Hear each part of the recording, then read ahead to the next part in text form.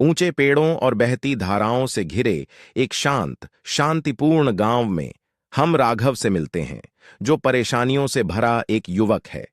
उसे अपनी नौकरी से संघर्ष करना पड़ा है, उसके पारिवारिक रिश्ते तनावपूर्ण हैं और उसका मन बेचैन है।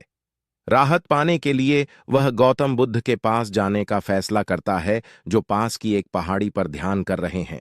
जैसे ही राघव पहाड़ी पर पहुंचता है, वह बुद्ध को एक बड़े बरगद के पेड़ के नीचे पैर मोड़कर बैठे हुए पाता है। बुद्ध का चेहरा शांत और सौम्य है, उनकी आंखें धीरे से बंद हैं, जो शांति और दयालुता का संचार कर रही हैं। राघव थोड़ी दूर खड़ा है।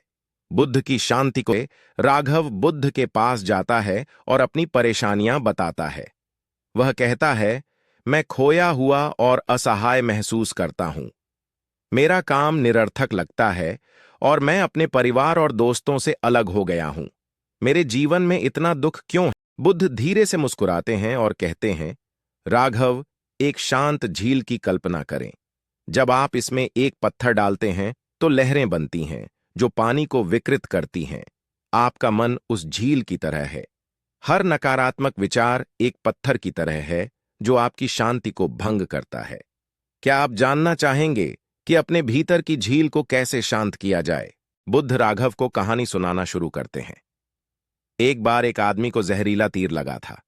उसने डॉक्टर को तब तक इलाज करने से मना कर दिया जब तक उसे पता नहीं चल गया कि तीर किसने मारा, उस पर किस तरह का जहर था और उस पर हमला क्यों किया गया। लेकिन जब तक उसे अपने जवाब मिले, तब तक बहुत देर हो चुकी थी और वह मर गया। जीवन में हमारे दर्द के पीछे के कारणों पर बहुत अधिक ध्यान केंद्रित करने से हम सच्ची शांति और उपचार पाने से दूर हो जाते हैं। राघव बुद्ध को देखता है, कहानी में ज्ञान को महसूस करता है। तो मुझे इस बात पर ज्यादा ध्यान नहीं देना चाहिए कि मैं क्यों पीड़ित हूं, वह पूछता है।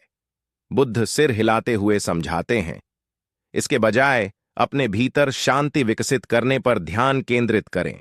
जब आप जाने देना सीख जाते हैं तो आप जीवन की चुनौतियों को एक नई रोशनी में देखेंगे। ध्यान, दया और करुणा मन के लिए दवा की तरह है।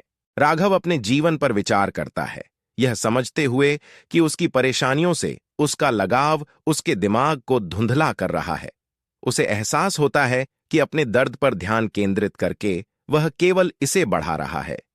धन्यवाद भगवान बुद्ध, वह शांति की एक नई भावना महसूस करते हुए कहता है। मैं जाने देने और आंतरिक शांति विकसित करने की कोशिश करूंगा। जैसे ही राघव जाता है, वह हल्का महसूस करता है, उसका मन शांत होता है।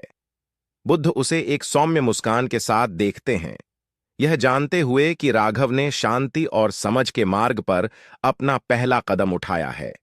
राघव पहाड़ी से नीचे चलता है, जो उसे प्राप्त ज्ञान के लिए आशावान और आभारी महसूस करता है।